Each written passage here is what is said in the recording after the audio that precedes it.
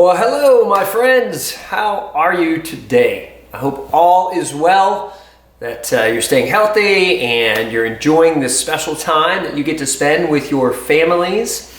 I know if you're like me, family's good, and some of us get along better than others with those in our family.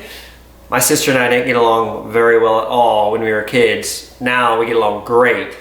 But when I was a kid, I definitely enjoyed spending time with my friends. And I know it's probably difficult, if not impossible, for you guys to be able to do that. I mean, unless they live with you right now. But today I was thinking of one of my friends. This is my friend Alan, when he and I were visiting a coffee farm in Honduras. We had lots of fun in Honduras. We had lots of fun that day in particular. Just reminiscing on that, which made me think of a story in the Storybook Bible that is about friends. Because friends are fun to play with, friends are good to share stories with, or watch YouTube videos, or play games with. But sometimes, even the best of friends can get in an argument with you, right? Hate to admit it, yes, even my closest friends that I still care for and have really good memories about, we got in fights from time to time. So in fact, this story today involves a little bit of an argument, or a fight, you could say, that some of Jesus's helpers had. So we're going to be reading again from the Storybook Bible. Today, if you want to follow along, we're on page 256. And our story is called The Friend of Little Children. Little children, that is. So this is the story of Jesus and the children, and it's also found in Matthew 18, 19, Mark 10, and Luke 18. It says, Jesus' friends were arguing. Who was the most important helper in God's kingdom? They wanted to know. I am, James said. No, you're not, said Peter. I am. Nonsense, Matthew said. I'm the cleverest. No, you're not. Yes, I am. Yes, no. Am too. The silliness went on and on like that for some time. You see, Jesus' friends had started thinking that they had to do something to make themselves special to Jesus. That if they were the cleverest or the nicest or something, Jesus would like them best.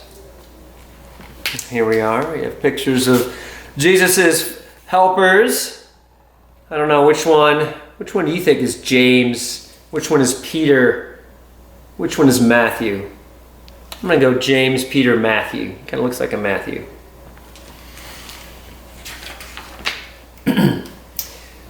But they had forgotten something. His followers had forgotten something.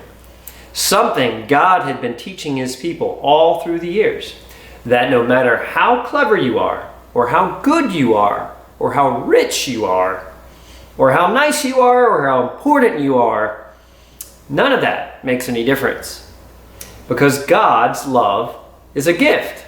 And as anyone will tell you, the whole thing about a gift is, well, it's free. All you have to do is reach out your hands and take it.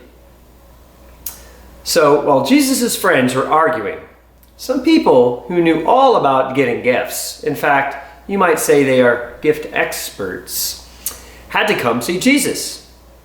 Who were they? Who do you think that might be? They were little children. And here's one of them right here. See, Jesus' followers are still arguing, being silly adults. Ooh, looks like maybe this child gave Jesus the gift of some flowers. Jesus' helpers tried to send them away. Jesus doesn't have time for you, they said. He's too tired. But they were wrong. Jesus always had time for children. Don't ever send them away, Jesus said. Bring the little ones to me. Now, if you had been there, what do you think? What would you have, would you have had to line up quietly and been on your best behavior? If you think that Jesus would have listened to you, in order for Jesus to listen to you, do you think that he would ask you how good you were before he'd give you a hug? Would you have had to be on your best behavior? Pretty sure that if that were a qualifier, if that were a requirement for you guys, no one would get to spend time with Jesus, because I know most of you guys, not often on your best behavior. Your good behavior, yes, but best not so much. So, do you think you'd have to get dressed up and not speak until you're spoken to? Do we think Jesus is that kind of guy? See, this is what his followers thought. Yes, no way. They're doing the block. Keep out the kids. They don't want any of the kids to come in anymore. One of them snuck through over here, but they're keeping out these children. What do you think's going on there?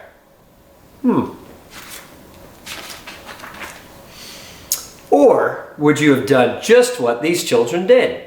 Run straight up to Jesus, let him pick you up in his arms and swing you and kiss you and hug you, and then sit you on his lap and listen to your stories and your chats.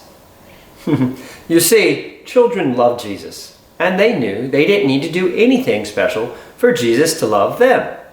All they needed to do was to run into his arms. And so, that's just what they did.